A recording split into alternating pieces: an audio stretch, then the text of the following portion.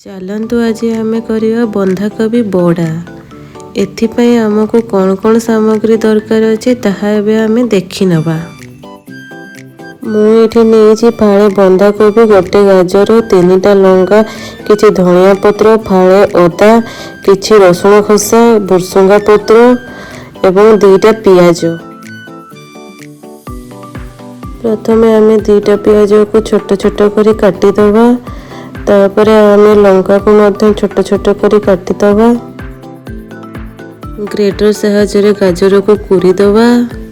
तापर बंधाकोबी को छोट छोट करी काटी दबा। यह पर मु नेछि लूण, हळदी गुंड, गोटा जीरा, चाउल चूना,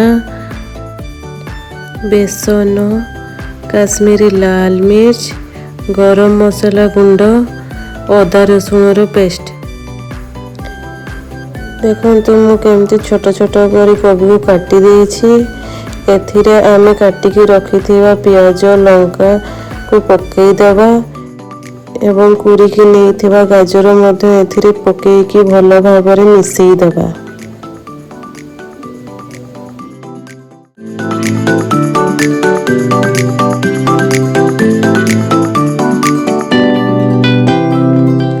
तापर आमे नेइथिबा मसला सब को मध्य एथिरे पकई दबा आउ भल भाबरे गुळई दबा। किछि समय गुळई सारिला परे एथिरो पानी बाहरिबो। जदि पानी बाहरु नाही टिके पानी ऐड करिया पई पड़िबो। आ देखि पारुथे पेस्ट हमर अबे केवली रेडी हो जाईछि। एबे आमे काटिकी रखिथिबा भुर्सुंगा पत्र एवं धनिया पत्र को एथिरे मिसई दबा।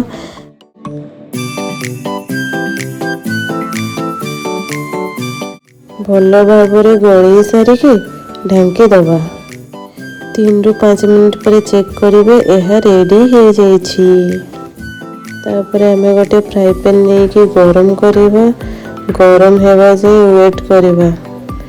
एबे देखि पाउथे पानी सब मरी आसिलानी, माने पैन टा गरम हो गलानी। आमे एथिरे एबे सरसो तेल ढालिवा।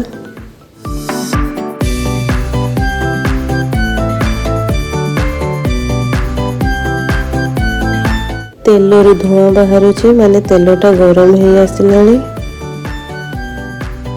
एबे आमे एथिरे गोल गोल करी मीडियम साइज रो बड़ा को पकई दबा।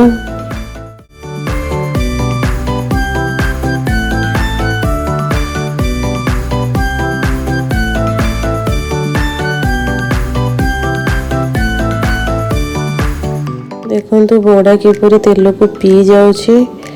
एबे आमे यहाँ को 2-3 थर पलटे सारला परे देखंतु एई भली भाबरे यार रंग आसी जिवो।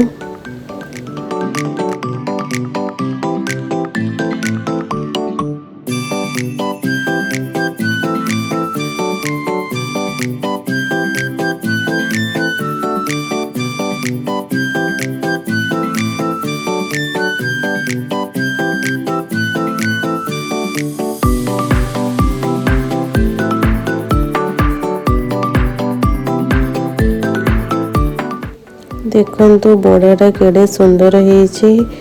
यार रंग जेमिति खाइबा पाई मध्य सेमिति टेस्टी हेई थाए।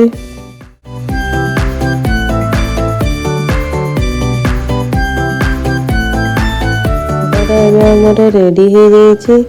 एबे हमें यहाँ को फ्राई पैन रू काढ़ी दबा गोटे अलग प्लेट रे। आपण माने मध्य ये रेसिपी को ट्राई करंतु एवं मते कमेंट जणांतु आपण माननको यह केमिति लागेला। देखंतु आज बड़ाटा केते सुंदर हेछि। आमे ओडिया आम खाइबा भारी बढ़िया।